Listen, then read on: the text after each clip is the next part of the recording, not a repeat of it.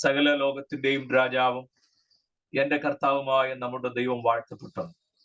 ആ ധന്യോനിസ്തുല്യമായ നാമത്തിൽ എല്ലാ പ്രിയപ്പെട്ടവർക്കും എന്റെ വന്ദനത്തെ ഞാൻ ഒരിക്കൽ കൂടി അറിയിക്കുകയും ഈ ക്ലാസ്സിലേക്ക് ഹാർദമായി സ്വാഗതം ആശംസിക്കുകയും ചെയ്യുന്നു. ക്ലാസ്സിൽ പങ്കെടുക്കുന്ന എല്ലാവരോടും ഞാൻ ആരംഭത്തിൽ തന്നെ എന്റെ നന്ദിയെ ഞങ്ങളുടെ കുടുംബമായിട്ട് അറിയിക്കട്ടെ. കഴിഞ്ഞ ക്ലാസ് ഞാൻ ഓർപ്പിച്ചു, പ്രിയ മകൾ പ്രൈസ് ഡെങ്കി ഫീവറിനാൽ വല്ലാതെ കഷ്ടപ്പെട്ട് ഹോസ്പിറ്റൽ അഭയം പ്രാപിച്ചു. ദൈവകൃപയാൽ ഇന്ന് ഡിസ്ചാർജ് ചെയ്തു. ഞങ്ങൾ വീട്ടിൽ വന്ന് കയറിയതേ ഉള്ളൂ. ഡ്രസ്സ് ഒന്ന് മാറാനുള്ള ടൈം മാത്രമേ കിട്ടിയുള്ളൂ. പെട്ടെന്ന് ഞാൻ കറക്റ്റ് സമയം 8:45 കഴിഞ്ഞ് വീട്ടിൽ വന്ന് കയറിയപ്പോൾ പെട്ടെന്ന് ഞാൻ അതുകൊണ്ട് ഞാൻ ഇട്ടുന്ന ഡ്രസ്സ് ഒന്ന് മാറി ഇതെടുത്തിട്ടു ക്ലാസ്സിന് അങ്ങ് ഇരിക്കുകയാണ്. അപ്പോൾ പ്രാർത്ഥിച്ച എല്ലാവരോടും ഒരിക്കൽ കൂടെ ഞങ്ങളുടെ നന്ദി അറിയിക്കുന്നു. പൂർണ്ണമായും ശ്വാസത്തിലേക്ക് വന്നിട്ടില്ലെങ്കിൽ വളരെ ബെറ്ററായി. അപ്പോൾ തന്നെ പ്ലേറ്റ്ലേറ്റിന്റെ കൗണ്ട് ഒന്ന് കറക്റ്റായി നിൽക്കാൻ ദൈവമക്കളുടെ പ്രാർത്ഥന അപേക്ഷിക്കുന്നു. അല്പം കൂടെ കൗണ്ട് ഉണ്ടെങ്കിൽ നമുക്ക് ധൈര്യമായിട്ടിരിക്കാം. ഇപ്പൊ ഒരു അല്പം കുറവുണ്ടെങ്കിലും ഡോക്ടർ പറഞ്ഞ് പേടിക്കാനില്ല, ആ ലെവലൊക്കെ കഴിഞ്ഞു.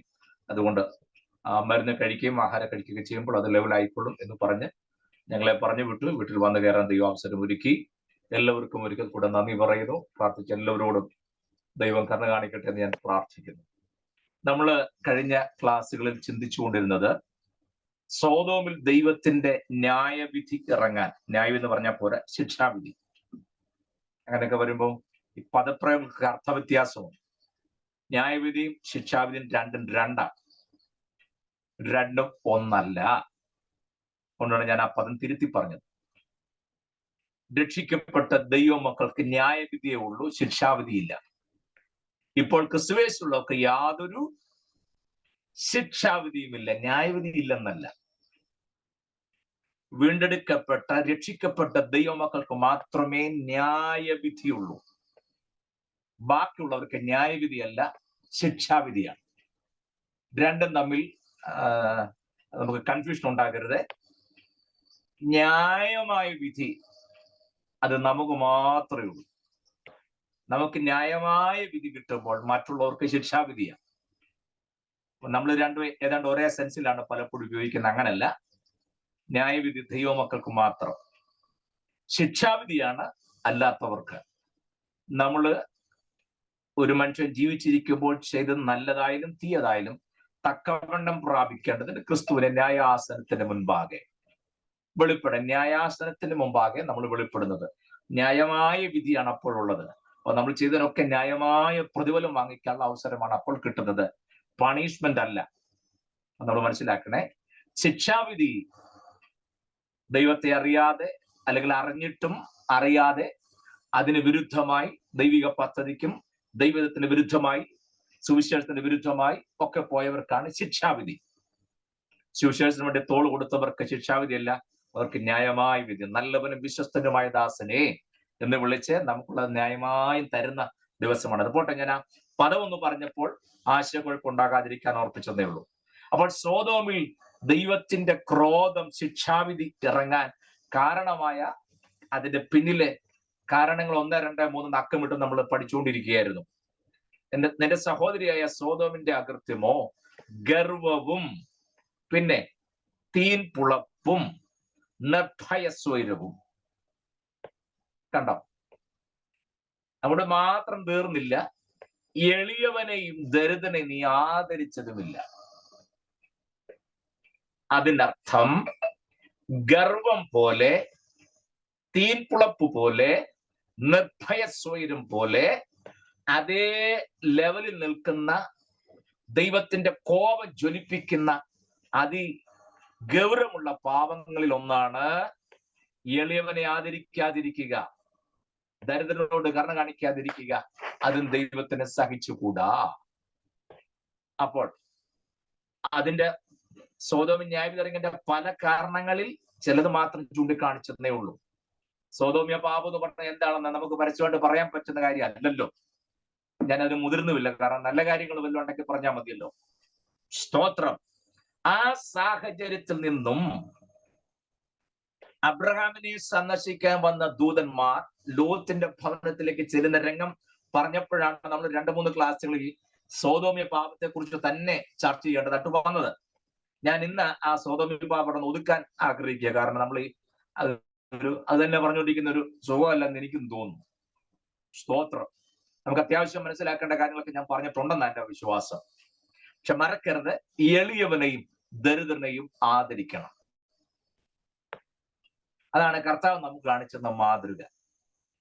സ്തോത്രം. എളിയവനെയും ദരിദ്രനെയും ആദരിക്കണം. ഞാൻ ഒന്നുകൂടെ പറയുന്നു, എളിയവനെയും ദരിദ്രനെയും ആദരിക്കണം. അത്രമാത്രം വ്യാഖ്യാനിക്കേണ്ട കാര്യമില്ലല്ലോ. സ്തോത്രം. അതെല്ലാ നിലയിലും ഇവിടുത്തെ കമ്മ്യൂണിസ്റ്റുകാരൻ കാണിക്കുന്നത് ഇത്രമെങ്കിലും നമുക്ക് കാണിക്കാൻ പറ്റണ്ടേ?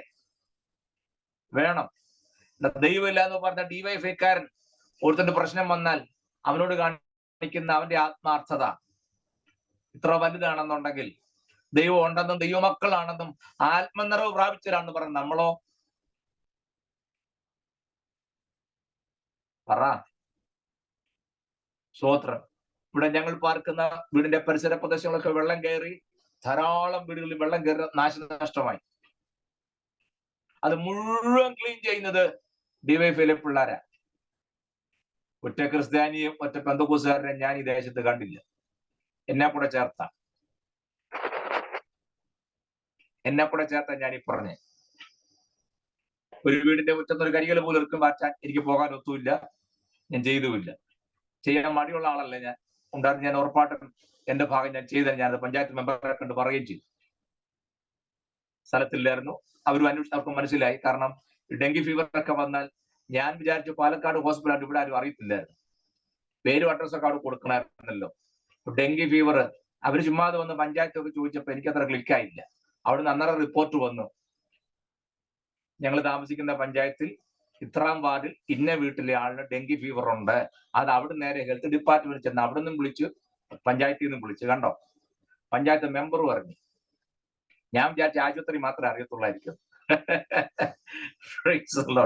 ഞാൻ പറഞ്ഞത്, കാരണം ഡെങ്കി ഫീവർ ഒക്കെ വന്നാൽ മിനിറ്റുകൾ കൊണ്ട് അതിന്റെ റിപ്പോർട്ട് ഹെൽത്തിനും ആരോഗ്യവകുപ്പിനും ഒക്കെ അത് വന്നിരിക്കുമല്ലോ. ഒക്കെ ഞാൻ ആ കാര്യം പറയാനില്ല.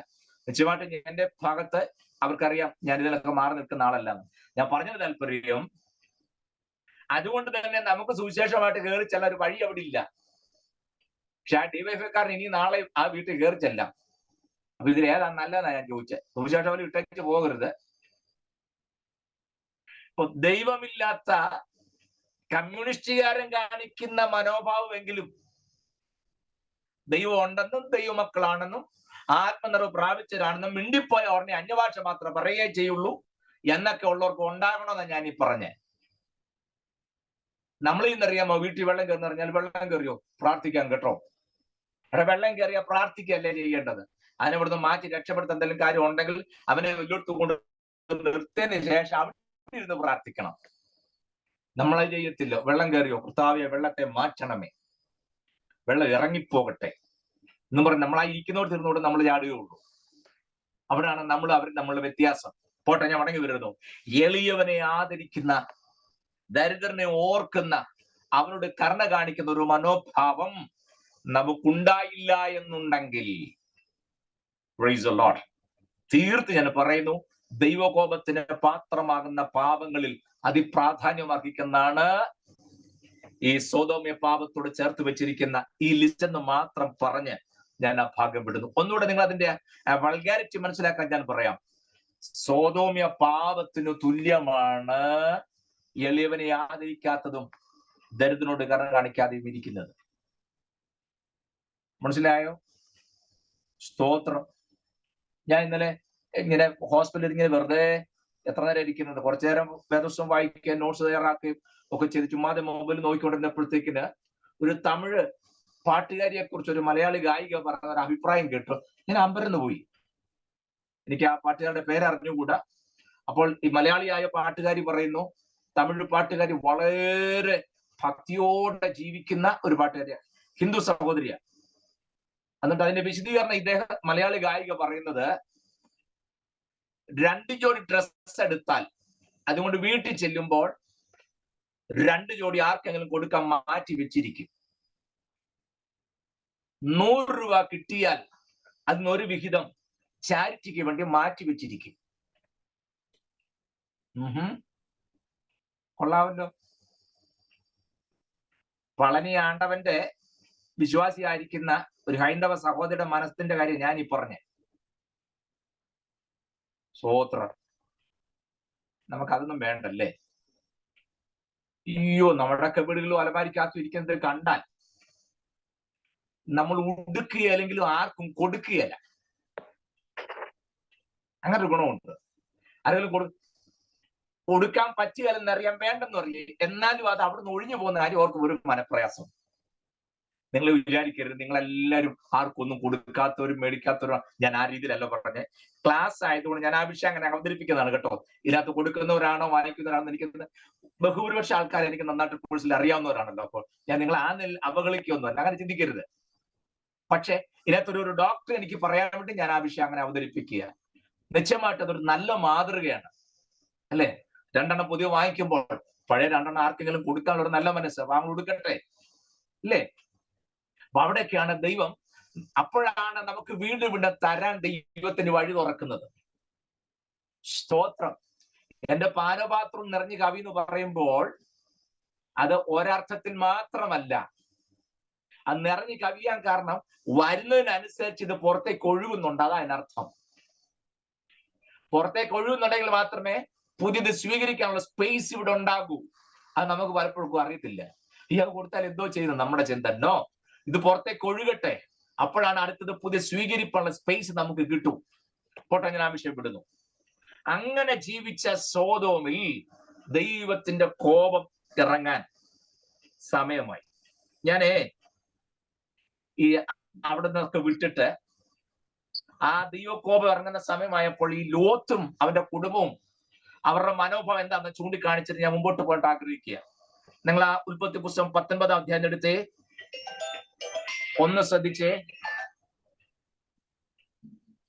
ഉൽപ്പത്തി പുസ്തകം 19-ാം അധ്യായത്തിന്റെ 14-15 വാക്യം വായിക്കാൻ ആർക്കെങ്കിലും? 14-15 വാക്യങ്ങൾ.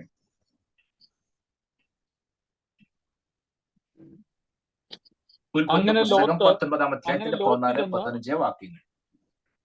ലോത്ത് ചെന്ന് തന്റെ പുത്രിമാരെ വിവാഹം ചെയ്യുവാനുള്ള മരുമക്കളോട് സംസാരിച്ചു.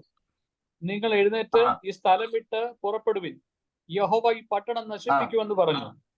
എന്നാൽ അവൻ കളി പറയുന്നുവെന്ന് അവന്റെ മരുമക്കൾക്ക് തോന്നി. ഉഷസ്സായപ്പോൾ ദൂതന്മാർ ലോത്തിനെ ബന്ധപ്പെടുത്തി, ഈ പട്ടണത്തിന്റെ അകൃത്യത്തിൽ നശിക്കാതിരിപ്പാൻ എഴുന്നേറ്റ് നിന്റെ ഭാര്യയെയും ഇവിടെ കാണുന്ന നിന്റെ 2 പുത്രിമാരെയും കൂട്ടിക്കൊണ്ട് പോയിക്കൊള്ളുക എന്ന് പറഞ്ഞു. മതി, ബാക്കി നമുക്ക് പിന്നെ വായിക്കാം. 14-ാം വാക്യം പറയുകയാണെ, എനിക്ക് ഭാഗം അറിയാൻ വയ്യാഞ്ഞിട്ടല്ല, നിങ്ങളുടെ പൂർണ്ണമായ ശ്രദ്ധ അങ്ങോട്ട് വരാൻ വേണ്ടിയിട്ട് മാത്രമാണ് ഞാൻ ആ വാക്യം ഒന്ന് വായിപ്പിച്ചത്. ഞാൻ ഒന്നുകൂടെ ആ വാക്യം വായിച്ചുകൊണ്ട് പറഞ്ഞു കേൾപ്പിക്കാമേ. അങ്ങനെ ലോത്ത് തന്റെ പുത്രിമാരെ വിവാഹം ചെയ്യുവാനുള്ള മരുമക്കളോട് സംസാരിച്ചു. നിങ്ങൾ എഴുന്നേറ്റ് ഈ സ്ഥലം വിട്ട് പുറപ്പെടുവിൻ, യഹോവ ഈ പട്ടണം നശിപ്പിക്കുമെന്ന് പറഞ്ഞു. എന്നാൽ അവൻ കളി പറയുന്നുവെന്ന് അവന്റെ മരുമക്കൾക്ക് തോന്നി. കണ്ടോ, ദൈവത്തിന്റെ കോപം ജ്വലിച്ച് തലയ്ക്ക് മീതെ നിൽക്കുക. ഇവിടെ നശിക്കാൻ പോവുക, പട്ടണം നശിക്കാൻ പോവുക, ദേശം നശിക്കാൻ പോവുകയാണ് എന്നുള്ളത് നന്നായി ലോത്തിന് മനസ്സിലായതുകൊണ്ട് ആ കാര്യം മക്കളോടും മരുമക്കളോടും പറഞ്ഞു. പ്രാണരക്ഷാർത്ഥം ഓടിപ്പൊക്കോളാൻ പറഞ്ഞപ്പോൾ മരുമക്കള് പറയാണ്, അപ്പൻ കളി പറയുന്നു. അതെന്താ? കളി പറഞ്ഞുകൊണ്ടിരുന്നാൽ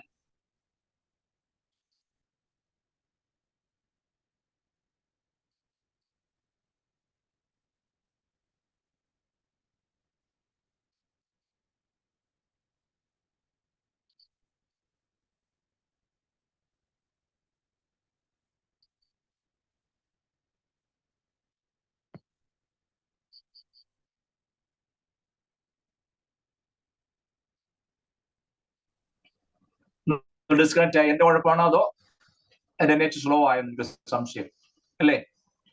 okay, can you all here me? എന്നെ കേൾക്കാമോ എല്ലാവർക്കും? ഓക്കെ, ഞാൻ പറഞ്ഞു വന്നത്, കളി പറഞ്ഞുകൊണ്ടിരുന്ന അപ്പൻ ഏത് കാര്യം, ഇപ്പോഴത്തെ ഏറ്റവും വലിയ പ്രശ്നം അതല്ലേ, എന്തു പറഞ്ഞാലും ആരും ഒന്നിലും സീരിയസ് അല്ലല്ലോ. ശ്രദ്ധിച്ചിട്ടുണ്ടോ? എല്ലാം നിസാരമാ, എന്ത് കേട്ടാലും ചിരിച്ചു തള്ളുക. അങ്ങനത്തെ ഒരു കാലം ഇപ്പൊ. ആരും ഒരു വിഷയത്തിലും സീരിയസ് അല്ല. അതേ കാര്യം ലോത്തും കുടുംബം ചെയ്തുകൊണ്ട് ഇപ്പൊ ലോത്തും ആ പടം കുഴഞ്ഞു നിൽക്കുക. വളരെ ഗൗരവമുള്ള ഒരു കാര്യം പറഞ്ഞപ്പോൾ മക്കളും മരുമക്കളും പറയാ, അപ്പം കോമഡി പറയാ, തമാശ ഈ പറയുന്നത് കണ്ടോ.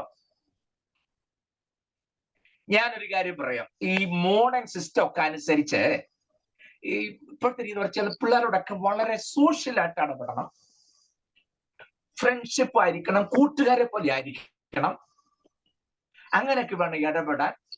ഇതൊക്കെയുള്ള മോഡേൺ രീതി. ശരിയാണോ ഞാൻ പറഞ്ഞേ? അതെ.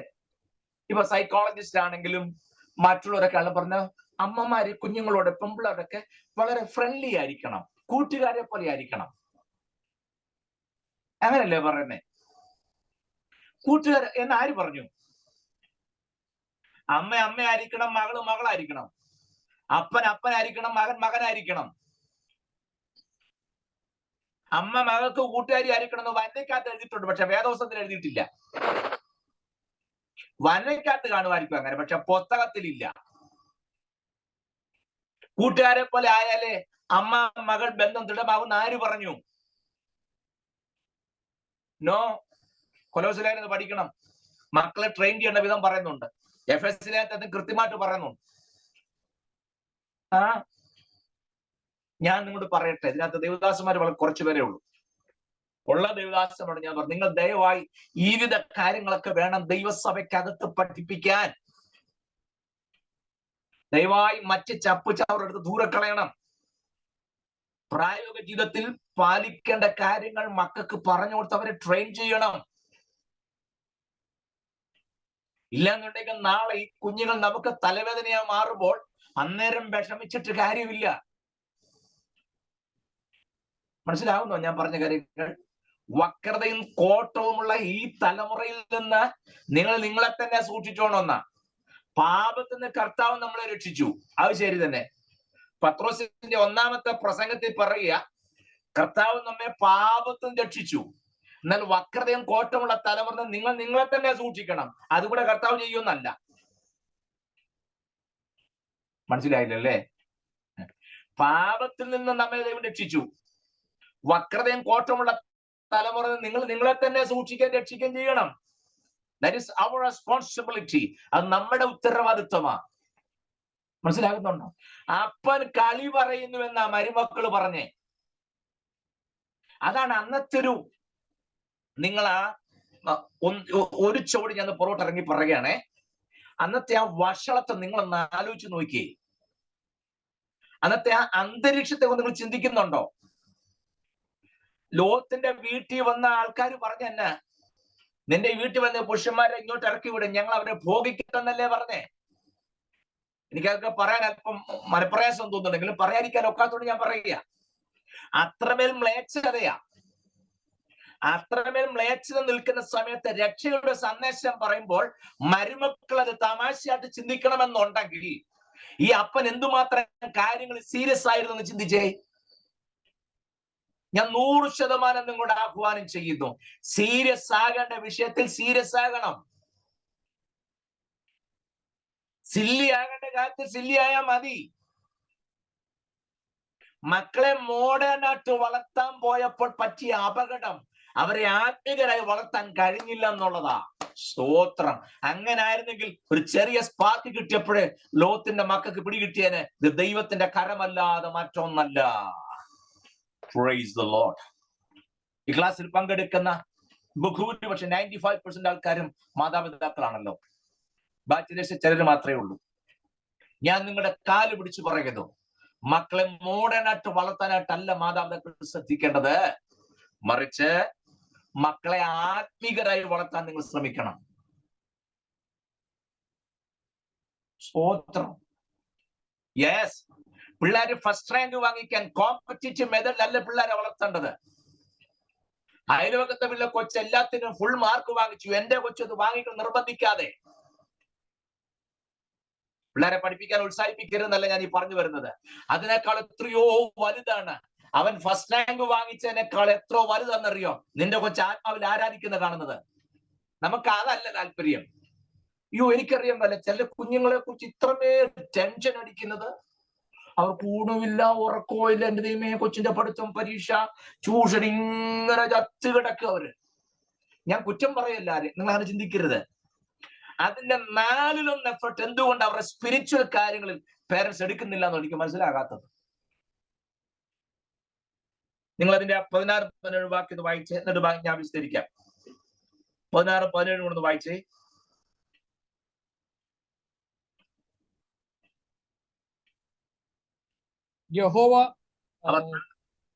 യഹോവ അവൻ താമസിച്ചപ്പോൾ യഹോവ അവനോട് കരുണ ചെയ്യുകയാൽ ആ പുരുഷന്മാർ അവനെയും ഭാര്യയെയും 2 പുത്രിമാരെയും കൈക്ക് പിടിച്ച് പട്ടണത്തിന്റെ പുറത്തു കൊണ്ടുപോയി ആക്കി.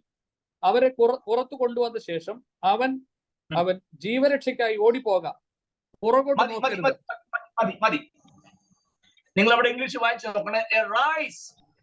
എഴുന്നേക്ക്, ഓടിപ്പോ, അങ്ങനെ എഴുതിയിരിക്കുന്നത്. എന്ന് പറഞ്ഞ് ഇത്രയും കേട്ടിട്ടും ഉണ്ടല്ലോ പൂണ്ട് കിടന്ന് ഉറക്കുക. ഞാനൊരു കാര്യം നിങ്ങളോട് പറയട്ടെ, നിങ്ങൾ ശ്രദ്ധിച്ചറിയാം.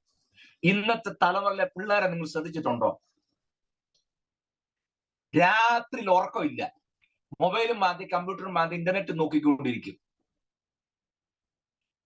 പാതിരാത്രി വരെ. പക്ഷെ എഴുന്നേക്കുന്ന എപ്പോഴാണെന്നറിയാമോ? ഞാൻ പറയാൻ നിങ്ങൾക്കറിയാമല്ലോ.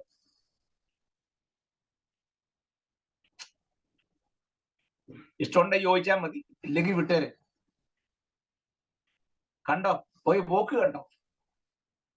ന്യായവിധി തലയ്ക്ക് വന്ന് നിൽക്കുക, ദൈവത്തിന്റെ കോപം ജ്വലിച്ച്. വല്ലവിധേനെ ഇവനെ രക്ഷിക്കാൻ, അത് ഇവനെ ഓർത്തിട്ടല്ല, അബ്രഹാമിനെ ഓർത്തിട്ട്. നിങ്ങൾ വായിച്ചു നോക്കിയോ? അബ്രഹാമിനെ ഓർത്ത് ലോത്തിനെയും കുടുംബത്തെയും രക്ഷിക്കുക. അപ്പൊ പ്രാണരക്ഷാർത്ഥം ഓടിപ്പൊക്കളാൻ പറഞ്ഞപ്പോ അന്നേരവും കിടന്നുറങ്ങുക. ഒന്നും സീരിയസ് അല്ല. ഞാനൊരു കാര്യം പറയട്ടെ, സീരിയസ് ആകേണ്ട വിഷയത്തിൽ സീരിയസ് ആകാതെ ഒട്ടും ബോധറാകേണ്ട വിഷയത്തിലാണ് പലപ്പോഴും ദൈവമക്കൾ സീരിയസ് ആകുന്നത്. അതിൽ ഒരു കാര്യമാണ് ഞാൻ പറഞ്ഞത്. അനവധി കാര്യം പറയാൻ എന്റെ മനസ്സിലുണ്ടെങ്കിലും ഞാൻ അങ്ങോട്ട് പോകുന്നില്ല. അതിൽ ഒരു കാര്യമാണ്, കുഞ്ഞുങ്ങളെ ആത്മീകരായി വളർത്തുന്നതിനേക്കാൾ കുഞ്ഞുങ്ങളുടെ എഡ്യൂക്കേഷൻ, അവരുടെ ഭാവി, അവരുടെ മുന്നോട്ടുള്ള പോക്ക് എങ്ങനെയാകും.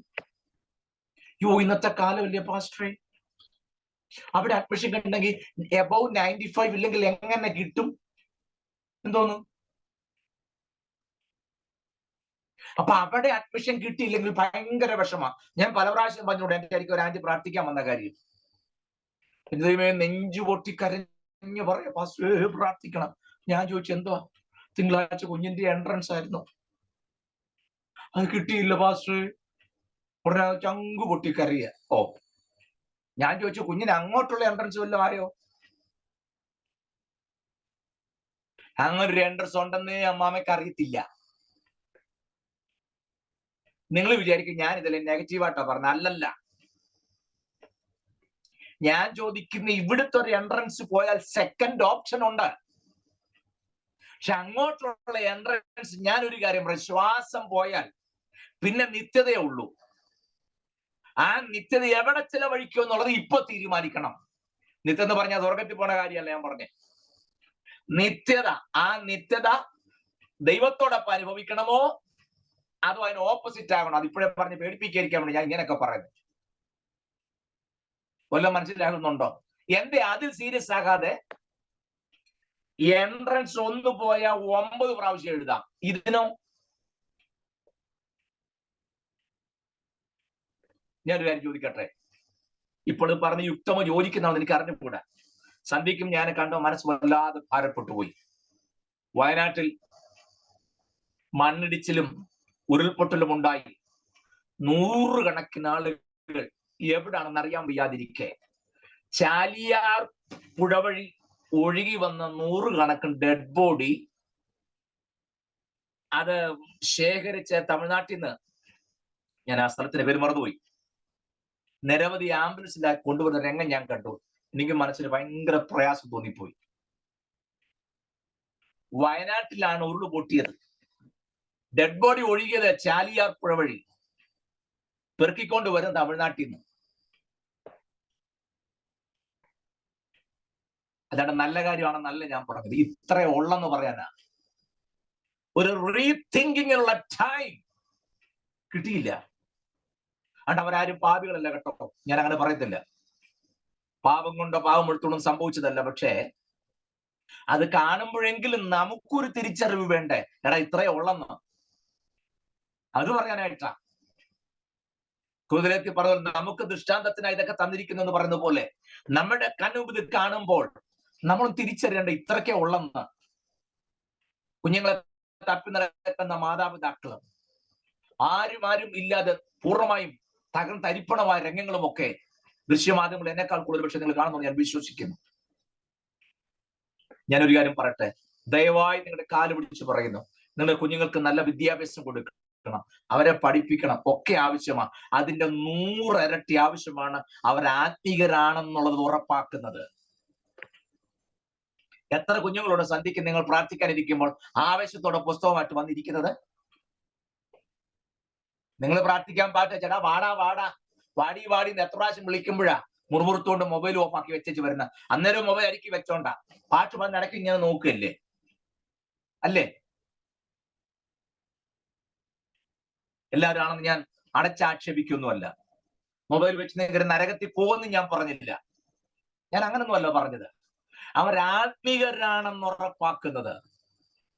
പാടാനും പ്രാർത്ഥിക്കാനെന്ന് പറയുമ്പോൾ ആവശ്യത്തോടെ കുഞ്ഞുങ്ങൾ വന്ന് ഇരിക്കുന്നുണ്ടോ എന്നുള്ള എന്റെ ചോദ്യം. ഇല്ല. അന്നേരം അവര് പറഞ്ഞ 300 രൂപയ്ക്ക് ചാർജ് ചെയ്ത് തരണമെന്നല്ലേ? ഞാൻ പ്രാർത്ഥിച്ചു കഴിയുമ്പോൾ എനിക്കൊരു 300 രൂപയ്ക്ക് റീചാർജ് ചെയ്ത് തരണേ. രാത്രി മുഴുവൻ കുത്തിരുന്ന് മാന്താൻ. സ്തോത്രം. തെറ്റാണെന്നൊന്നും ഞാൻ പറയുന്നില്ല. പക്ഷെ അവർ ഒരു കാര്യം, നമ്മുടെ കുഞ്ഞുങ്ങൾ മൊബൈൽ ചെലവാക്കുന്നതിന്റെ 4 സമയം അവർ തിരുവഴുത്ത് ചെലവാക്കുന്നുണ്ടെന്ന് എത്ര പേരൻസിന് പറയാൻ പറ്റും? തൻ്റെ ഉണ്ടോ നിങ്ങൾക്ക് പറയാൻ? ഇപ്പൊ പിള്ളേർക്ക് മൊബൈൽ കൊടുക്കാതിരിക്കാൻ ഒക്കുവോ? ഇവർക്ക് പഠിക്കാനുള്ള മുഴുവൻ സംഗതി ഇതിനകത്തൂടെ അവരുടെ സ്കൂൾ തുറക്കുന്നുണ്ടോ, സ്കൂൾ അടവാണോ, ടീച്ചർ വരുമോ, പരീക്ഷയുണ്ടോ, ക്യാൻസൽ ചെയ്തോ, മുഴുവൻ ഇതിനകത്ത് അവര്. അപ്പൊ കൊടുക്കാതിരിക്കാൻ ഒക്കുവോ? കൊടുക്കാതിരിക്കാൻ ഒക്കുകയല്ല. സ്തോത്രം. ഞാൻ പറഞ്ഞു നിങ്ങൾ മൊബൈൽ കൊടുത്തോ, നല്ലത് തന്നെ കൊടുത്തോ, പുതിയതും വാങ്ങിച്ചു കൊടുത്തോ. അതിനകത്തെല്ലാം പാപം ഇരിക്കണമെന്ന് ഞാൻ സ്ഥാപിച്ചിട്ടില്ല. എന്റെ ചോദ്യം അതല്ല. ഇതൊക്കെ ഉള്ളപ്പോഴും അവരുടെ സ്പിരിച്വൽ ലൈഫ് സംബന്ധിച്ച് നിങ്ങൾക്കുള്ള ധാരണ എങ്ങനെയുണ്ടെന്ന് എന്റെ ചോദ്യം. ദൂതൻ അവരെ ബന്ധപ്പെടുത്തുകയാണെന്ന്. ദൂതൻ കയ്യെ പിടിച്ച് വലിച്ചാൽ പോലും പോകത്തില്ല. അപ്പൊ നിങ്ങൾ പറ, ഇവരെ എത്രത്തോളം ഈ സോദവുമായിട്ട് ഇടപഴകി പോയിട്ടുണ്ട് നിങ്ങൾ പറ. കണ്ടോ? സോദം വിട്ടുപോകാനുള്ള അവരുടെ ആ മനപ്രയാസം കണ്ടോ? ഞാനൊരു കാര്യം പറയാം, ആത്മീയനായി ജീവിക്കുമ്പോൾ അതുവരെ നമ്മൾ ഇഴുകിച്ചേർന്ന പല മേഖലകളും കട്ട് ഓഫ് ചെയ്യേണ്ടതായിട്ട് വരും. സ്തോത്രം. വഴിക പരുവത്തിലൊന്നും ആത്മജീവിതം കൊണ്ടുപോകാൻ പറ്റിയല്ല പ്രിയരെ. കൊട്ടും പാടും തുള്ളലും ചാട്ടം ഒക്കെ കാണും, അതൊക്കെ ആർക്കും ചെയ്യാം. നമ്മൾ തുള്ളുന്നതിനൊക്കെ നല്ല ഭംഗിയായിട്ടാണ്ട് എരുമേലി തുള്ളുന്നുണ്ടല്ലോ, അവിടെ കൊട്ടുകൊണ്ട് എല്ലാം ഉണ്ട്. ഞാൻ ഇഷ്ടംപോലെ കണ്ടിട്ടുണ്ട്. മുക്കൂട്ടുതുറ ഞാൻ സഭാശുശ്രൂഷ ഇരുന്നപ്പോൾ ഞാൻ ഇഷ്ടംപോലെ കണ്ട കാര്യം. സ്തോത്രം. അപ്പൊ കൊട്ടും പാട്ടും തുള്ളലും ഒന്നും അല്ല ആത്മീയ ജീവിതം. അത് വേണ്ടെന്ന് ഞാൻ പറഞ്ഞില്ല, അങ്ങനെ ചിന്തിക്കരുത്. ഇവിടെ ഇത്രത്തോളം സീരിയസ് ആയിട്ടുള്ള ഇഷ്യൂ വന്നിട്ടും ഞാൻ ഓർക്കാണ്, ദൂതം പറയാണ് എറൈസ്. ആ പദമാണ് ഇംഗ്ലീഷ് കൊടുത്തിരിക്കുന്നത്. അപ്പൊ അത്രമേൽ ദൈവകോപം ചോദിച്ചു, ദൂതന്മാരും വന്നു. ആരെങ്കിലും ഉണ്ടെങ്കിൽ എഴുന്നേൽപ്പിച്ച് അവരെ പർവ്വതത്തിന് മുകളിലേക്ക് വിട്ടേക്കാൻ പറഞ്ഞപ്പം ഇനി ഇവരെ നിങ്ങൾ ആ രംഗം നോക്കണേ. 16-ാം വാക്യല്ലേ വായിച്ചത്, ഞാൻ നിങ്ങളെ കൊണ്ട് മനഃപൂർവ്വം വായിപ്പിക്കുകയാണേ. ആ 16-ഉം 17-ഉം 18-ഉം വാക്യം കൂടെ ഒന്നുകൂടെ വായിച്ചേ.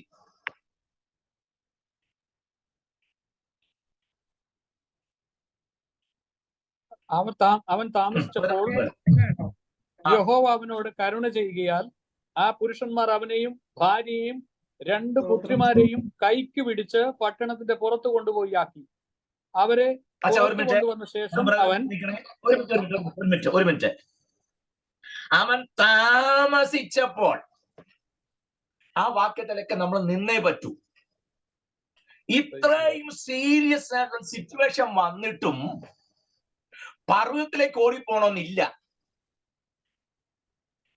അവരിതെല്ലാം നമ്മുടെ നാടൻ ഭാഷ പറഞ്ഞ മട്ടിലാ കണ്ടിരിക്കുന്നത്. നമ്മൾ പൊതുവെ ഒന്നിലും സീരിയസ് അല്ലല്ലോ. ഞായറാഴ്ച രാവിലെ നമ്മൾ എന്തുമാത്രം സാമില്ല, ബാക്കി എല്ലാ ദിവസവും ഭയങ്കര സ്പീഡാ അല്ലേ? തലേദിവസം തന്നെ ചുരിദാറും പാന്റും ഷർട്ടും എല്ലാം തേച്ച് വെക്കും, എല്ലാം റെഡി. പക്ഷെ ഞായറാഴ്ച ദിവസമാണ് ഇതെല്ലാം ആകെപ്പാടെ പിന്നെ ഒരു വിധത്തിൽ തേച്ചും തേക്കാതെയൊക്കെ ഇട്ട് ഒരു പോക്കുണ്ട്. സ്തോത്രം.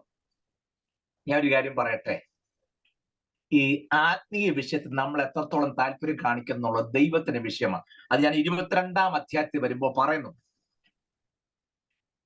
അന്നേരം ഞാൻ പറയാം. എന്നാലും ഞാൻ ഇവിടെ നോങ്ങുക, എത്രത്തോളം ദൈവത്തിന്റെ കാര്യത്തിൽ നമ്മൾ സ്പീഡപ്പ് ആകുന്നു അത്രത്തോളം നമ്മുടെ കാര്യത്തിലും ദൈവം സ്പീഡപ്പ് ആകും. അത്രമാത്രം പറഞ്ഞ് ഞാൻ വിടുന്നു. ദൈവത്തിന്റെ കാര്യത്തിൽ നീ സ്ലോ ആണെങ്കിൽ നിന്റെ കാര്യത്തിൽ തമ്പുരാൻ അതിനേക്കാൾ സ്ലോ ആയിരിക്കും. അതിന് ശാസിച്ചിട്ടും ഭജിച്ചിട്ടും ഒന്നും ഒരു കാര്യമില്ല. അടുത്ത വാക്യം ഒന്ന് വായിക്കാമോ? അവൻ താമസിച്ചപ്പോൾ യഹോവ അവനോട് കരുണ ചെയ്യാൽ. ഞാൻ ഓർക്കുകയാണ്, താമസിച്ചിട്ടുണ്ടല്ലോ ദൈവം ഇവനോട് അങ്ങ് കരുണ കാണിക്കുക. നമ്മുടെ ചിന്ത ദൈവം ഈ കരുണ കാണിക്കുന്നതുകൊണ്ട് താമസിച്ചാലും കുഴപ്പമില്ലെന്നാ. അല്ല, ഇവൻ താമസിച്ചത് കൊണ്ട് ദൈവം കരുണ കാണിക്കുക. പല കാര്യത്തിലും നമ്മൾ രക്ഷപ്പെട്ടെന്നറിയാമോ? തമ്പുരാന് കാര്യം അറിയാൻ മേലാഞ്ഞിട്ടോ പിടികിട്ടാഞ്ഞിട്ടൊന്നും അല്ല, തമ്പുരാൻ അങ്ങ് കരുണ കാണിച്ചുകൊണ്ട് നീ രക്ഷപ്പെട്ടത്, അത്രേ ഉള്ളൂ. കണ്ടോ, ഇവൻ താമസിച്ചിട്ടും ദൈവം അവനോട് കരുണ കാണിച്ചു. എന്നിട്ടോ ആ പുരുഷന്മാർ അവനെയും പുത്രിമാരെയും 2 പുത്രിമാരെയും കൈക്ക് പിടിച്ച് പട്ടണത്തിന്റെ പുറത്ത് കൊണ്ടുപോയി ആക്കി.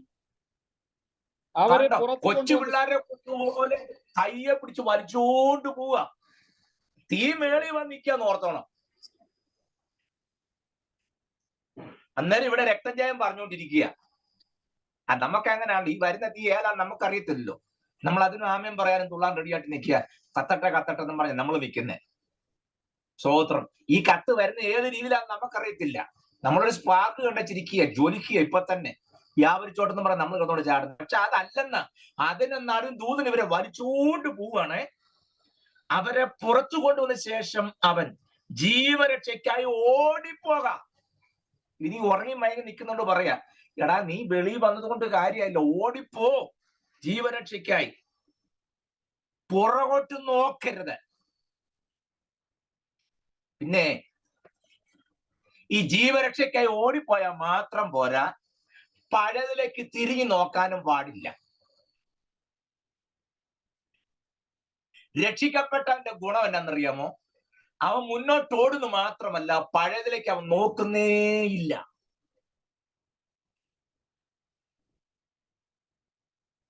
എനിക്കറിയാൻ വയ്യ, ഇപ്പോഴും പല ആളുകൾക്ക് ഈ പഴയ കാര്യം പറയുമ്പോൾ ഇതുപോലൊരു ആവേശം.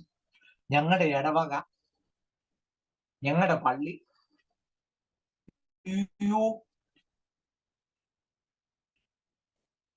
യോഹന്നാൻ പറയാണ് യഹൂദന്മാരുടെ പള്ളി. അപ്പൊ ഇവരാരാ? ഈ പറയുന്ന ആള് യോഹന്നാൻ യഹൂദനല്ലേ? ഞങ്ങളുടെ പള്ളി എന്ന് പറഞ്ഞാൽ പോരായിരുന്നോ? യോഹന്നാൻ പറയാ യഹൂദന്മാരുടെ പള്ളി. യഹൂദന്മാരുടെ ഒരു പെരുന്നാൾ ഉണ്ടായിട്ട് കണ്ടോ? അതിനെന്നറിയോ? പുള്ളി പോന്നപ്പോ തീർത്തും പോന്നതല്ല. നമ്മൾ അങ്ങനെ അല്ലല്ലോ. ഒരു ഉദാഹരണം ഞാൻ പറഞ്ഞു. നമ്മൾ ഏതെല്ലാം വിഷയത്തിൽ ഇപ്പോഴും പഴയതോട്ട് തിരിഞ്ഞു നോക്കുന്നു. കഴിഞ്ഞ ദിവസം ഒരു ഹൗസ് വാമിംഗ് ചെന്നപ്പോഴായി എനിക്ക് സങ്കടം തോന്നിപ്പോയി. ഉണ്ടോ? സംഗതി പുരവാസ്തോലിയ, നെത്തോലി എന്നൊക്കെ പറയുമ്പോൾ വാസ്തോലി അല്ലിത്, പുരവാസ്തു ബലി. അത് പറഞ്ഞു വാസ്തോലി ആയെന്നേ ഉള്ളൂ. പുരവാസ്തു ബലി, പുര വാസ്തുവിന് ബലി കൊടുക്കുന്ന കർമ്മം.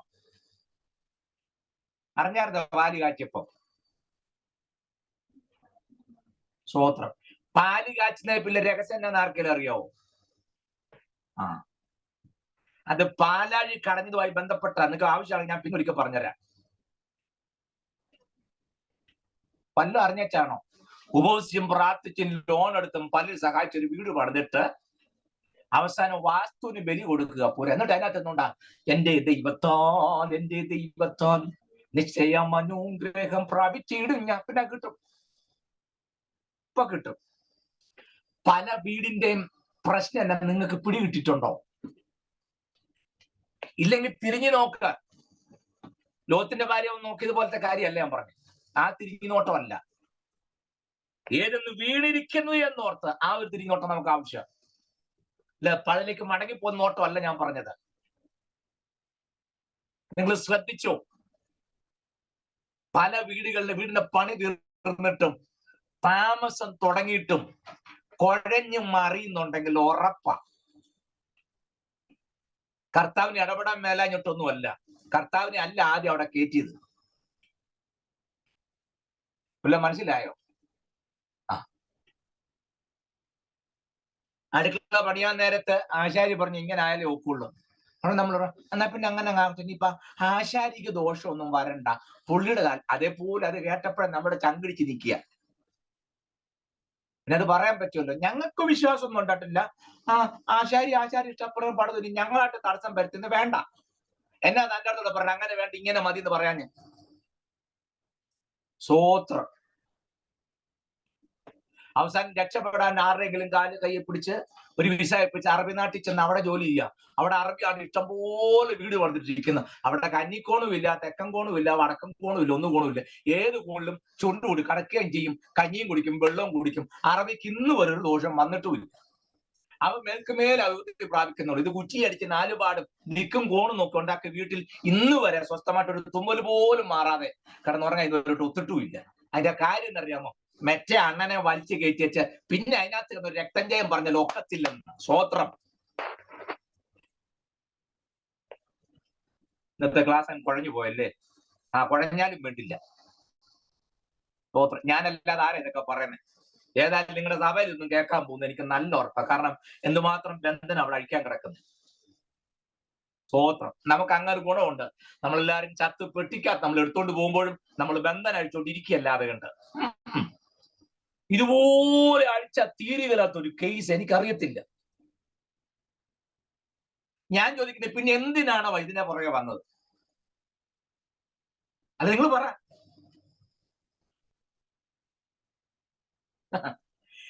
നിന്നിലിരിക്കുന്നവൻ ലോകത്തുള്ളവനേക്കാൾ വലിയവനാണെന്ന് അറിയാമെന്നുണ്ടെങ്കിൽ അങ്ങനെ വാക്യെ കൊണ്ട്, പക്ഷെ അല്ലാത്ത നമുക്ക് വിശ്വാസം ഇല്ലല്ലോ. ഉണ്ടോ? നിനക്ക് വിരോധമായി വരുന്ന യാതൊരു ആയുധം ഫലിക്കാനുള്ള വാക്യത്തിൽ ആർക്കാ വിശ്വാസമുള്ളത്? ഒരെണ്ണത്തിന് വിശ്വാസമില്ല. ഞാൻ നിന്നെ ഉള്ളം കയ്യിൽ വരച്ചിരിക്കുന്നു, ആർക്കെങ്കിലും വിശ്വാസമുണ്ടോ? ഇല്ല. നിന്നെ തൊടുന്നവന്റെ കണ്ണിന്റെ കൃഷ്ണമണിയെ തൊടുന്നു, ആർക്കെങ്കിലും വിശ്വാസമുണ്ടോ? അവൻ ഒരു വഴിയായിട്ട് വരും, 7 വഴിയായിട്ട് മടങ്ങിപ്പോകും. എത്ര പേർക്ക് വിശ്വാസമുണ്ട്? ഇല്ല. ഞാൻ ഈ പറഞ്ഞ ഒറ്റ വാക്കിൽ ഒരെണ്ണത്തിനും വിശ്വാസമില്ല. വിശ്വാസം എന്നറിയാമോ? ഈ നാളുകളായി നിന്നെ ചുറ്റി വരിഞ്ഞ് മുന്നോട്ട് വിടുക എന്ന് വ്യാപരിക്ക് ചില ദുഷ്ടശക്തി. രക്തത്താജയം, ഗ്ലോറി, ഒരിളക്കവും ഒരു പിരിപിരിപ്പും അതിനകത്ത് വീഴുള്ളൂ. ഞാൻ ഈ പറഞ്ഞതിനകത്തൊന്നും പൗലോസ് പറഞ്ഞു ബന്ധനങ്ങളും കഷ്ടങ്ങളും എനിക്കായി കാത്തിരിക്കുന്നുവെന്ന് പരിശുദ്ധാത്മ പട്ടണം തോറും സാക്ഷ്യം പറഞ്ഞല്ലാതെ ഞാൻ അതൊന്നും അറിയുന്നില്ല. ഇങ്ങനൊക്കെ ആരൊക്കെയോ പറഞ്ഞു കേട്ടുണ്ട്. പക്ഷെ ഹൂ കേഴ്സ്? ആരത് മൈൻഡ് ചെയ്യുന്നു? എങ്കിലും ഞാൻ എന്റെ പ്രാണനെ വിലയേറിയതായി എണ്ണുന്നില്ല. എന്റെ ഓട്ടവും ദൈവകൃപയുടെ സുവിശേഷത്തിന് സാക്ഷ്യം പറയേണ്ടതിന് കർത്താവായി യേശു ക്രിസ്തു തന്ന ശുശ്രൂഷയും തികയ്ക്കണം എന്നേ എനിക്കുള്ളൂ. അതിന്റെ അർത്ഥം പോരാട്ടമില്ലെന്നും ഫൈറ്റിംഗ് ഇല്ലെന്നൊന്നും അല്ല ഞാൻ പറഞ്ഞ. ഞങ്ങളും തെറ്റിദ്ധരിക്കരുത്, ഇതെല്ലാം ഉണ്ട്. പക്ഷെ ഇത് മൈൻഡ് ചെയ്യുന്നവനല്ല ആത്മീയൻ. സ്വോത്രം. ഇതുണ്ടെന്ന് അറിഞ്ഞിട്ടല്ല ഈ കളത്തിൽ ഇറങ്ങിയത്. അതാ ഞാൻ എപ്പോഴും പറയാറുള്ളത്, നമ്മളെല്ലാം പടക്കളത്തിലാണെന്നാ പറയുന്നത്. ശകലം പോലും മുറിവെക്കാൻ നമ്മൾ ആരും തയ്യാറല്ല.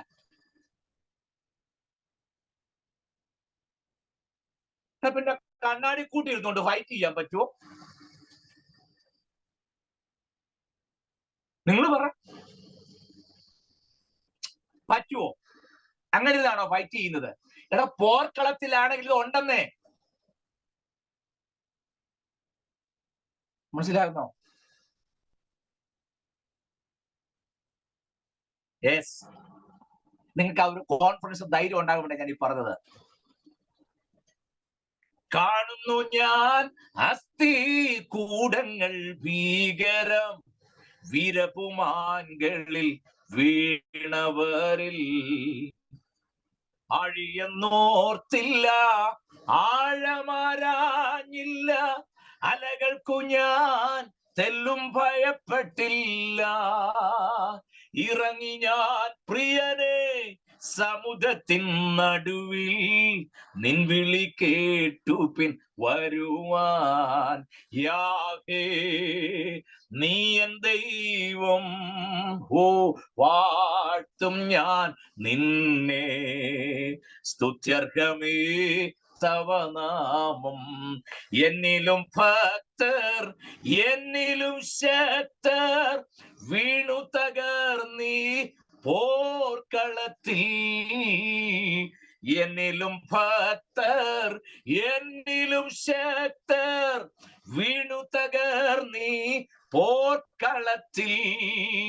കാണുന്നു ഞാൻ അസ്ഥി കൂടങ്ങൾ ഭീകരം, വീരപുമാൻകളിൽ വീണവരിൽ. കാണുന്നു ഞാൻ അസ്ഥി കൂടങ്ങൾ ഭീകരം, വീരപുമാൻകളിൽ വീണവരിൽ. യാഹേ നീ എൻ ദൈവം, വാഴ്ത്തും ഞാൻ നിന്നെ. സ്തുത്യർഹമേ തവ നാമം. Praise the Lord. ആഴിയൊന്നോർത്തില്ല, ആഴം ആരാഞ്ഞില്ല, അലകൾക്ക് ഞാൻ തെല്ലും ഭയപ്പെട്ടില്ല. ഇറങ്ങി ഞാൻ പ്രിയനെ സമുദ്രത്തിന് നടുവിൽ, നിൻ വിളി കേട്ടു പിൻ വരുവാൻ. യാഹേ നീ എൻ ദൈവം, വാഴ്ത്തും ഞാൻ നിന്നെ. കണ്ടോ? എന്നിലും ഭക്തർ, എന്നിലും ശക്തർ വീണു തകർന്ന് ഈ പോർക്കളത്തിൽ. കാണുന്നു ഞാൻ അസ്ഥികൂടങ്ങൾ ഭീകരം, വീരപുമാൻകളിൽ, വീരപുമാൻ എന്ന് പറഞ്ഞ യുദ്ധം, വീരപുമാൻകളിൽ വീണവരിൽ, പടക്കളത്തിൽ വീണവരിൽ ഒരുപാട് പേര് ഞാൻ കാണുന്നു. യാഹേ നീ എൻ ദൈവം, വാഴ്ത്തും ഞാൻ നിന്നെ. സ്തോത്രം. മനസ്സിലാകുന്നുണ്ടോ? ഈ പടക്കളത്തിൽ നിൽക്കുന്ന ഒരെണ്ണം പിന്മാറുന്ന കൂട്ടത്തിലല്ല. അതുകൊണ്ടാണ് എഫെസ്യ ലേഖനം 6-ാം അധ്യായത്തിൽ വിശ്വാസത്തിന്റെ പോർ പൊരുന്ന ഒരു ദൈവ പൈതൽ അണിഞ്ഞിരിക്കേണ്ട വസ്ത്രത്തെക്കുറിച്ച്, ആയുധങ്ങളെ കുറിച്ച്, പടച്ചട്ടയെ കുറിച്ച്, ഒരു പടയാള ഡ്രസ്സിനെ കുറിച്ച് പറയുന്നില്ലേ? കാലിന് ചെരുപ്പ്, അരയ്ക്ക് ബെൽറ്റ്, സത്യം അല്ലേ? വിശ്വാസം എന്ന പരിച വേണ്ടേ? വേണോന്നേ. ഷീൽഡ്, വാള് എല്ലാം ഉണ്ട്, ശിരസ്ത്രം എല്ലാം ഉണ്ട്. ഞാൻ ചോദിക്കട്ടെ, ഫുള്ള് മുഴുവനും കവർ ചെയ്തിട്ടുണ്ട്, ബാക്ക് ഓപ്പൺ, അറിയാമോ? പിൻഭാഗം കവർ ചെയ്യുന്ന ഒരൊറ്റ പടച്ചട്ടയുമില്ല. അതെന്താ? പിൻഭാഗം കവർ ചെയ്യേണ്ട കാര്യമില്ല. അത് തന്നെ. എന്തുകൊണ്ട്? പിന്തിരിയ എന്നുള്ള പരിപാടി ഈ പോർക്കളത്തിൽ ഇല്ലാത്തത് കൊണ്ട്. മനസ്സിലായോ? സ്വോത്രം. അങ്ങോട്ട് തന്നെ വരും. നിങ്ങൾ വിചാരിച്ച ഞാൻ ഏതാണ്ടെല്ലാം പറഞ്ഞു പോവുകയാണ്. നല്ലല്ല. നോക്ക്, തിരിഞ്ഞു നോക്കിയ കാര്യത്തിലേക്ക് ഞാൻ ഇപ്പം വന്ന് കയറിയോ? നിങ്ങൾ വിചാരിച്ചു ഞാൻ വേറെ എങ്ങാണ്ടല്ലേ പോകുന്നല്ല, അങ്ങോട്ട് തന്നെ വന്ന്. ക്ലിയർ ആകുന്നുണ്ടോ? ഒരാട്ടിയന്റെ പടച്ചട്ട 1, 2, 3 അക്കം വിട്ട പൗലോസ് എഫെസ്യ ലേഖനം 6-ാം അധ്യായത്തിൽ പറഞ്ഞിട്ട്, യെസ് താങ്ക് യു, വിശ്വാസിനോട് എതിർത്ത് നിൽപ്പാൻ കഴിയേണ്ട സർവായുധ വർഗം ധരിക്കണം എന്ന് പറഞ്ഞിട്ട് ആ സർവായുധ വർഗങ്ങൾ ഏതൊക്കെയാന്ന് പറഞ്ഞതിനകത്ത് പിൻഭാഗം കവർ ചെയ്യുന്ന ഒരൊറ്റ വസ്ത്രത്തെക്കുറിച്ചും പടച്ചട്ടയെക്കുറിച്ചും പറയുന്നില്ല. അല്ലെ പിൻഭാഗം കവർ ചെയ്യണ്ടേ? വേണ്ട, അതിന്റെ ആവശ്യമില്ല. കാരണം ഈ യുദ്ധത്തിൽ പിന്മാറുന്നവരില്ല. പിന്മാറുന്നുവെങ്കിലോ എന്റെ ഉള്ളത്തിന് അവനിൽ പ്രസാദമില്ല. അതാ വിഷയം. വല്ല മനസ്സിലാകുന്നുണ്ടോ? ഇതിനകത്ത് ഇറങ്ങിക്കഴിഞ്ഞേച്ച് തിരിച്ചു കയറുന്ന പരിപാടിയില്ല. മനസ്സിലാകുന്നുണ്ടോ? ഇതിനകത്ത് ഇറങ്ങിയാൽ കൂശുമെടുത്ത് ഇറങ്ങിക്കഴിഞ്ഞാൽ പിന്തിരിഞ്ഞ് കയറുക എന്നുള്ള പരിപാടി ഇല്ല. ചേരും ഞാൻ ഒടുവിലൻ പ്രിയനരികിൽ, അരുമയോടവൻ എന്നെ മാറോടണയ്ക്കും. അതാ ഫിനിഷിംഗ് പോയിന്റ്. ചേരും ഞാൻ ഒടുവിലൻ പ്രിയനരികിൽ, അരുമയോടവൻ എന്നെ മാറോടണയ്ക്കും. കുരിശെടുത്തൻ യേശുവിനെ അനുഗമിക്കും ഞാൻ അന്ത്യം വരെ. തീരണം പാരിലെന്നാൽ തിരുപ്പാദ സേവതാൽ. ഓ തീരണം പാരിലെന്നാൽ തിരുപ്പാദ സേവതാൽ. ചേരും ഞാൻ ഒടുവിലൻ പ്രിയനരികിൽ, അരുമയോടവൻ എന്നെ മാറോടണയ്ക്കും. ചേരും ഞാൻ ഒടുവിലൻ പ്രിയനരികിൽ, അരുമയോടവൻ എന്നെ മാറോടണയ്ക്കും. കുരിശെടുത്തൻ യേശുവിനെ അനുഗമിക്കും ഞാൻ അന്ത്യം വരെ. ഈ പാട്ടൊക്കെ വല്ലപ്പോഴും പാടുവോ?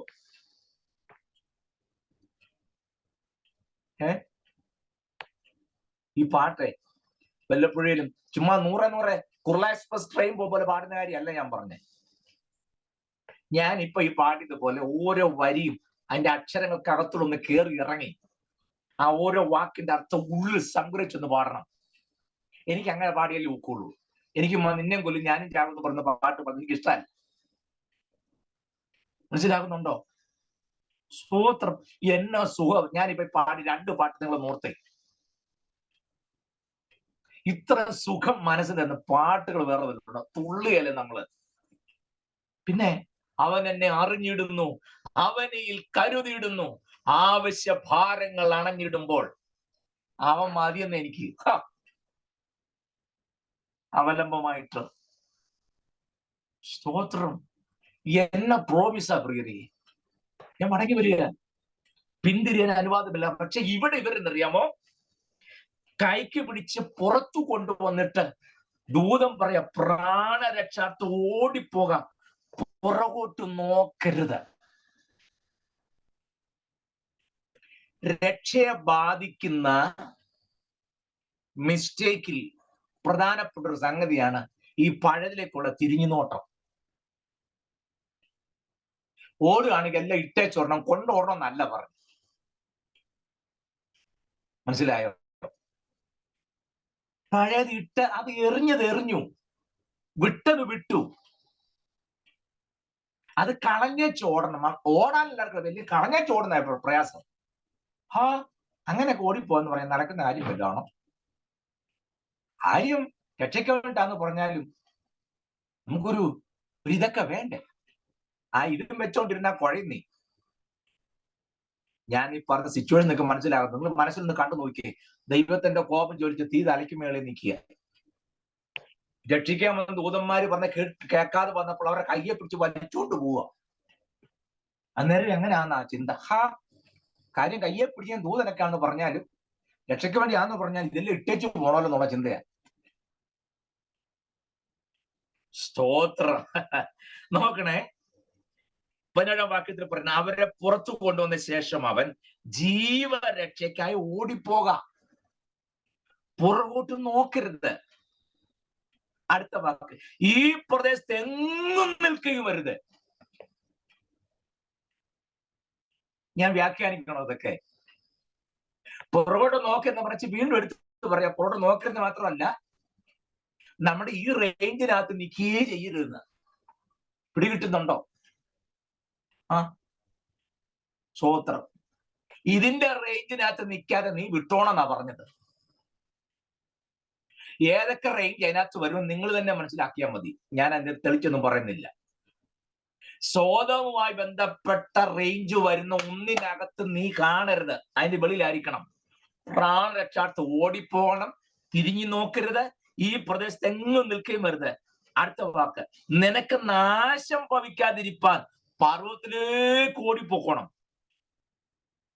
നിങ്ങൾ അടുത്ത വാക്ക് നോക്കണേ. ചിലപ്പോ ചിരിയും വരും, ചിലപ്പോ സങ്കടവും തോന്നും. പർവ്വതത്തിലേക്ക് പോകാമെന്ന് പറഞ്ഞപ്പോൾ ഓടിപ്പോക്കോളാൻ പറഞ്ഞപ്പോഴാണ്, പർവ്വതം വരെ പോകാനുള്ള ത്രാണി എനിക്കില്ല, സോവ തൊട്ടടുത്തല്ലേ, ഞാൻ അങ്ങോട്ട് കയറിക്കോളാം. നിങ്ങൾ ആ രംഗം വീണ്ടും മനസ്സിൽ കണ്ടേ. ദൈവത്തിന്റെ കോപം ജ്വലിച്ച തീ ഇറങ്ങി വരുന്നു, രക്ഷിക്കാൻ ദൂതന്മാര് വന്നു, കയ്യെ പിടിച്ച് വലിച്ചോണ്ട് പോവുക. പർവ്വതത്തിലേക്ക് ഓടിക്കോളം പറയപ്പെടാം, ഞാൻ അങ്ങോട്ട് പോകുന്നില്ല. അവിടെ നോക്കണേ, സോവ ചെറിയ പട്ടണം, അങ്ങോട്ട് പൊക്കോട്ടെ. ഞാൻ ഇതിന്റെ എല്ലാം നടുവിൽ ദൈവത്തിന്റെ കരുണ കൃപ എന്ന് പറഞ്ഞാൽ എത്ര വലുതാന്ന് ആലോചിക്കുക. നിങ്ങൾ ആ ഭാഗം പിന്നെ വായിച്ചത്, സമയം പോയല്ലോ. അങ്ങനെയല്ല കർത്താവ്, നിനക്ക് അടിയനോട് കൃപ തോന്നിയല്ലോ, എന്റെ ജീവനെ രക്ഷിപ്പാൻ എനിക്ക് വലിയ കൃപ നീ കാണിച്ചിരിക്കുന്നു. പർവ്വതത്തിൽ ഓടി എത്തുവാൻ എനിക്ക് കഴിയില്ല, പക്ഷെ എനിക്ക് ദോഷം തട്ടി മരണം ഭവിക്കും. ഇത് ഈ പട്ടണം സമീപമാകുന്നു, അവിടേക്ക് എനിക്ക് ഓടാം. അത് ചെറിയതുമാകുന്നു, ഞാൻ അവിടേക്ക് ഓടിപ്പോകട്ടെ. അത് ചെറിയതല്ലോ, എന്നാൽ എനിക്ക് ജീവരക്ഷ ഉണ്ടാകും. അടുത്ത വാക്ക്, അവനവനോട്, ഇക്കാര്യത്തിൽ ഞാൻ നിന്നെ കടാക്ഷിച്ചിരിക്കുന്നു. ഞാൻ ഓർക്ക തമ്പുരാനെ, ഇത് സേഫ് ആയിട്ടോ ഇത് മതിയായിട്ടോ ഒന്നുമല്ല, നീ അങ്ങനെയെങ്കിലും രക്ഷപ്പെടണം പറഞ്ഞ് തമ്പുരാൻ പറഞ്ഞു, ഈ കാര്യത്തിൽ ഞാൻ നിന്നോടങ്ങ് മനസാക്ഷി കാണിക്കുക. നമ്മുടെ ചിന്ത നമ്മൾ കാണിക്കുന്ന ഓരോ തരികടക്കകത്തും നമ്മളെ നിലംപരിശാക്കാതെ ദൈവം വിടുമ്പോ ഉണ്ടല്ലോ, ഇതെല്ലാം നല്ലതാണ് നമ്മുടെ ചിന്ത. ആ ദൈവം എന്നെ കാര്യമായിട്ടൊന്നും ചെയ്തില്ല, അപ്പൊ ഇത് കുഴപ്പമില്ലായിരിക്കും അല്ലേ? അയ്യോ അല്ല, സോവാർ അല്ല, നീ പർവ്വതത്തിലേക്ക് തന്നെയാണ് ഓടേണ്ടത്. നിനക്ക് ത്രാണിയില്ലെന്ന് പറഞ്ഞതുകൊണ്ട് ഈ കാര്യത്തിൽ ഞാൻ നിന്നെ അങ്ങ് കടാക്ഷിക്കുക. അങ്ങനെയും നീ ഒന്ന് രക്ഷപ്പെടട്ടെ. കണ്ടോ അല്ലേ? ഇക്കാര്യത്തിൽ ഞാൻ നിന്നെ കടാക്ഷിച്ചിരിക്കുന്നു. നീ പറഞ്ഞ പട്ടണം ഞാൻ മറിച്ച് കളകയില്ല. ബന്ധപ്പെട്ട് അവിടെ ഓടിപ്പോക. അപ്പൊ എനിക്ക് ഒരു കാര്യം പിടി കിട്ടി, ഈ പട്ടണം മറിച്ചിടാനുള്ള തീരുമാനത്തിൽ ആ തമ്പുരാൻ വന്നേക്കുന്നു. തമ്പുരാൻ മറിച്ചിടാൻ തീരുമാനിച്ചതിനെ ഇവന്റെ പ്രാണന് വേണ്ടി തമ്പുരാൻ പറഞ്ഞു, മറിച്ചിടുന്നില്ല, നീ അതിലേക്കാത്താണെങ്കിലും ശരി, ബന്ധപ്പെട്ടാണ് ഓടിച്ചെന്നങ്ങ് കേറാൻ. ദൈവമേ, തമ്പുരാന്റെ ദീർഘക്ഷമ എന്നൊക്കെ പറഞ്ഞ ചില്ലറ വല്ലതും ആണോ? ഇതൊന്നും ലോത്തിനെ നോക്കിയിരിക്കേണ്ട, നമ്മുടെ കയ്യിലിരിപ്പും നമ്മുടെ ഉടായ്പും തന്നെ ഈ കാണുന്നത്.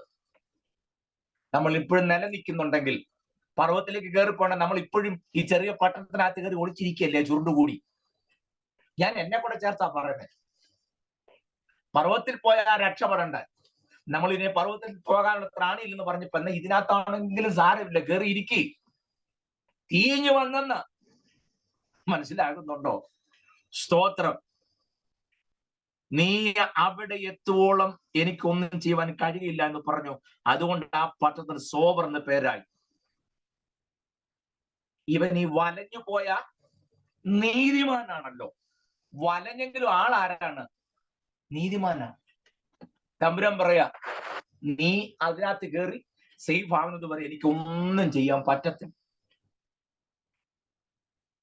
ഞാൻ അത്ഭുതപ്പെട്ടു പോവുക ഈ സീനൊക്കെ മനസ്സിൽ കാണുമ്പോ.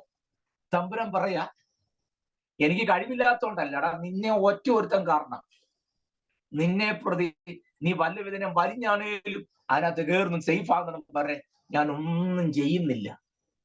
നീ ഇരിക്കുന്ന പട്ടണം കൊണ്ട് ഞാൻ കീഴ്മേൽ മറിക്കാൻ തുടങ്ങുക. പക്ഷെ നീ അതിനകത്തുണ്ടെന്ന് അറിഞ്ഞോണ്ട് ഞാൻ എന്ത് ചെയ്യുന്നില്ല, ഇത് മറിക്കുന്നില്ല. നല്ലവനായതുകൊണ്ടല്ല, നീതിമാനാ. പക്ഷെ വലഞ്ഞു പോയ വലഞ്ഞെങ്കിൽ നീ നീതിമാനാണല്ലോ, ആ ഒറ്റ കാരണം കൊണ്ട്. പക്ഷെ പിന്നീട് നിങ്ങൾ നോക്കണേ, പുറത്തിലേക്ക് പോകുന്നുള്ളൂ. നമുക്ക് അടുത്ത ആഴ്ച നമുക്ക് പറയാം. സ്തോത്രം. ഞാൻ എൻ്റെ വാക്കുകൾക്ക് വിരാമം കുറിക്കുന്നു. ദൈവമക്കളെ, ദൈവം നമുക്ക് തരുന്ന സാഹചര്യങ്ങൾ, അവസരങ്ങൾ, we have to utilise it. നമ്മൾ അതിനെ യൂട്ടിലൈസ് ചെയ്യണം. ദൈവകൃപയിൽ ആശ്രയിച്ചും ദൈവത്തിന്റെ പദ്ധതിക്കും അനുസരിച്ചും. ഒരു കാര്യം തീർത്ത് ഞാൻ പറഞ്ഞ് അവസാനിപ്പിക്കട്ടെ. നമ്മുടെ തലമുറകളെ മോഡേണായിട്ട് വളർത്താനല്ല നമ്മൾ ശ്രമിക്കേണ്ടത്, അവരെ ആത്മീയരായിട്ട് വളർത്താൻ ശ്രമിക്കണം. അവർ UK പോയില്ലെങ്കിലും, അവർ അമേരിക്കയിലെ ഗ്രീൻ കാർഡ് കിട്ടിയില്ലെങ്കിലും, കാനഡ വിസ കിട്ടിയില്ലെങ്കിലും, നമ്മൾ ഇതൊക്കെയാണ് ഏതാണ്ട് അനുഗ്രഹമായിട്ട് കണക്കാക്കുന്നത്. നാട്ടിലിരിക്കുന്ന ഏതാണ്ട് വലിയ ദോഷം. മോളെ എവിടെയാ ജോലി ചെയ്യുന്ന? അതിനൂടെ ഇങ്ങെടുത്താ. ഓ, ഞാൻ വിചാരിച്ചു ഗൾഫിലോ UAE-ലോ UK-ലോ അല്ലേ അത് കേട്ടെങ്കിലേ നമുക്കൊരു സമാധാനമുണ്ട്. അല്ലെ, നമ്മൾ കേൾക്കുന്ന ദൂരവും അതല്ലേ. നമ്മുടെ ഏതൊരു യോഗത്തിൽ ഒരു ഉപവാസ പ്രാർത്ഥനയ്ക്കകത്ത് പ്രവാചകൻ വന്ന് ഞാൻ നിന്നെ ഇങ്ങോട്ട് വിടുമെന്ന് ഒരാളെങ്കിലും പറയാതിരിക്കുവോ? നിങ്ങൾ പറ. ഞാൻ എപ്പോഴും ചോദിക്കുന്ന ഒരു കാര്യം, ഞാൻ അത് പറഞ്ഞ് അവസാനിപ്പിക്കാൻ നിങ്ങൾക്കൊരു സന്തോഷം കൂടെ ആകട്ടെ. ഈ പ്രവാചകന്മാര് വന്ന് പറഞ്ഞു ഞാൻ നിന്നെ UK-ക്ക് വിടുന്നു, UK എന്നെ കാണിക്കുന്നു. അങ്ങനെ പറഞ്ഞു UK എന്നല്ലേ പറയുന്നത്, അല്ലെങ്കിൽ ലണ്ടൻ അല്ലെ മഞ്ഞ് വീഴുന്ന ചില സ്ഥലങ്ങൾ. എന്റെ ചോദ്യം, ഈ ഇന്ത്യയോട് പരിശുദ്ധാത്മാവിന് വല്ല പിണക്കമുണ്ടോ? അല്ല, നമ്മുടെ ഇന്ത്യയോട് പരിശുദ്ധാത്മാവിന് വല്ല പിണക്കമുണ്ടോ? എനിക്കറിയാൻ പറ്റാണ്ട് ഞാൻ ചോദിക്കുക. പിന്നെ ഈ എല്ലാത്തിനും അങ്ങോട്ട് വിടുന്നത് ഇത് കൊള്ളുകയല്ലേ?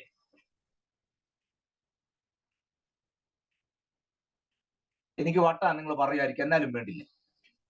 എനിക്ക് ഇന്ന് വരെ പിടികിട്ടാത്തൊരു രഹസ്യ, ദൈവാത്മാവ് പറഞ്ഞ സ്ഥിതി മാറ്റി ഞാൻ നിന്നെ അങ്ങോട്ട് വിടുക എന്ന് പറഞ്ഞു. വിട്ടോ, ഞാൻ എതിര് പറയുന്നതല്ല. അല്ല, ഈ ഇന്ത്യയോട് പരിശുദ്ധാത്മാവിന് എന്തെങ്കിലും പിണക്കമുണ്ടോ? പിന്നെ ഒരെണ്ണത്തെ പോലും ഇവിടെ നിർത്താത്തത്. സ്തോത്രം. ഞാൻ കുവൈറ്റ് ചെയ്തപ്പോ ഞാൻ പറഞ്ഞു ഞാൻ പിരിവിന് വന്ന് ഉപദേശിയല്ല. കുവൈറ്റിലെ ദൈവം സമ്പന്നനും ഇന്ത്യയിലെ ദൈവം ദരിദ്രനും അങ്ങനെ ഉണ്ടോ? അയ്യോ, അന്ന് എല്ലാവരും എന്നെ കൂടെ തല്ലിക്കൊന്നിരുന്നുള്ളൂ, ഞാൻ അഹങ്കാരിയാ മറ്റതാവാന്നൊക്കെ പറഞ്ഞു. ഇരുന്നോട്ടെ, ലേബൽ അങ്ങനെ കിടക്കട്ടെ. പ്രിയരെ, ഞാൻ ഏതാണ്ട് വലിയ പുള്ളിയാണെന്നല്ല ഈ പറഞ്ഞത്, നിങ്ങൾ തെറ്റിദ്ധരിക്കരുത് പ്ലീസ്. ഞാൻ പറഞ്ഞത് നമ്മുടെ കുഞ്ഞുങ്ങൾ വലിയ വലിയ രാജ്യങ്ങൾ കീഴടക്കിയില്ലെങ്കിലും വലിയ വലിയ പദവിയിലെത്തിയില്ലെങ്കിലും അവരാത്മീകരാണെന്ന് ഉറപ്പുവരുത്തിയാൽ അതിനേക്കാൾ നേട്ടം വേറെ ഇല്ലെന്നേ ഞാൻ ഉദ്ദേശിച്ചുള്ളൂ. അല്ല, ഞാൻ അഹങ്കാര വർത്താനം ഒന്നും പറഞ്ഞല്ല, പ്ലീസ് അങ്ങനെ തെറ്റിദ്ധരിക്കരുത്. നമ്മളെല്ലാം കുഞ്ഞുങ്ങൾക്ക് വേണ്ടി പ്രാർത്ഥിക്കണം. അവർ വിദേശ രാജ്യങ്ങളിൽ പോകാൻ ദൈവം വഴി തുറക്കണം, അവർ നന്മകൾ പ്രാപിക്കണം. ആ നിമിത്തം നമ്മുടെ സ്ഥിതിയൊക്കെ മാറണം. ഞാൻ അതിനെല്ലാം ഒന്നും മനസ്സിലാക്കാതെ ഗ്രഹിക്കാതെയും എല്ലാം കാടടച്ച് വെടിവെച്ചത് ഞാൻ പറഞ്ഞതല്ല, അങ്ങനെ ചിന്തിക്കരുത്. പക്ഷെ നമ്മുടെ ഇന്റൻഷൻ ഏതാണെന്നുള്ള എന്റെ വിഷയം, അത്ര ഞാൻ ഉദ്ദേശിച്ചുള്ളൂ. ഇതൊന്നും തെറ്റാനുള്ള അർത്ഥത്തിലല്ല, ഇതെല്ലാം നമുക്ക് ആവശ്യമാണ്. അങ്ങനെ വഴി തുറക്കുമ്പോഴാണ് നമ്മുടെ സ്ഥിതിയൊക്കെ മാറുന്നത്, അത് ഞാൻ സമ്മതിച്ചു. പക്ഷെ അതിനേക്കാൾ ശ്രേഷ്ഠം അവരാത്മീയരാണെന്നുണ്ടെങ്കിൽ, ഡോളർ വാങ്ങിച്ചില്ലെങ്കിലും ദിറംസ് വാങ്ങിച്ചില്ലെങ്കിലും ദിനാറ് വാങ്ങിച്ചില്ലെങ്കിലും പൗണ്ട് വാങ്ങിച്ചില്ലെങ്കിലും അവരാത്മീകരാണോ, അവർ ദൈവകൃപയുള്ളവരാണോ, അവർ പ്രാർത്ഥിക്കുന്നവരാണോ, ദൈവശബ്ദം കേട്ടാൽ തിരിച്ചറിയാൻ കഴിയുന്നവരാണോ, അതാണ് ഏറ്റവും വലുത്. അങ്ങനെയാണെങ്കിൽ അവരും അവരുടെ തലമുറയും ദൈവരാജ്യത്തിന് പുറപ്പെടുന്നവരായി തീരും. ഇത് രാത്രിയിൽ ഈ ക്ലാസ് നമ്മുടെ കുഞ്ഞുങ്ങളെ ആത്മീയരാക്കി വളർത്താനുള്ള ഏറ്റവും വലിയ ആഹാരമായി കണക്കാക്കി ആ ദൂതേറ്റെടുക്കുവാൻ കൃപ നൽകട്ടെ എന്ന് പ്രാർത്ഥിച്ച് ഇന്നത്തെ ക്ലാസ് ഞാൻ അവിടെ അവസാനിപ്പിക്കുന്നു. ദൈവം നമ്മെ സഹായിക്കുമാറാകട്ടെ. കണ്ണുകളടച്ച് ദൈവസനെ പ്രാർത്ഥിക്കും. കേൾക്കപ്പെട്ട ആ ദൂതിന് മുമ്പാകെ നമ്മെ തന്നെ സമർപ്പിക്കും. ലോകത്ത് തന്റെ മക്കളോട് കാര്യം പറഞ്ഞപ്പോൾ അവർ പറഞ്ഞു അപ്പൻ കളി പറയുന്നു. പ്രിയരെ, സീരിയസ് ആകേണ്ട വിഷയത്തിൽ നാം സീരിയസ് ആവുകയും ലഘുവാക്കേണ്ട കാര്യത്തിൽ മാത്രം ലഘുവാകുകയും ചെയ്യണം. എല്ലാം ഒരുപോലെ കാണാൻ പാടില്ല. നമ്മുടെ തലമുറയെ നമുക്ക് നേടാൻ കഴിഞ്ഞില്ലെങ്കിൽ അതിനേക്കാൾ വലിയ നേട്ടം, അതിനേക്കാൾ വലിയ നഷ്ടം നമുക്കുണ്ടാകാനായിട്ടില്ല.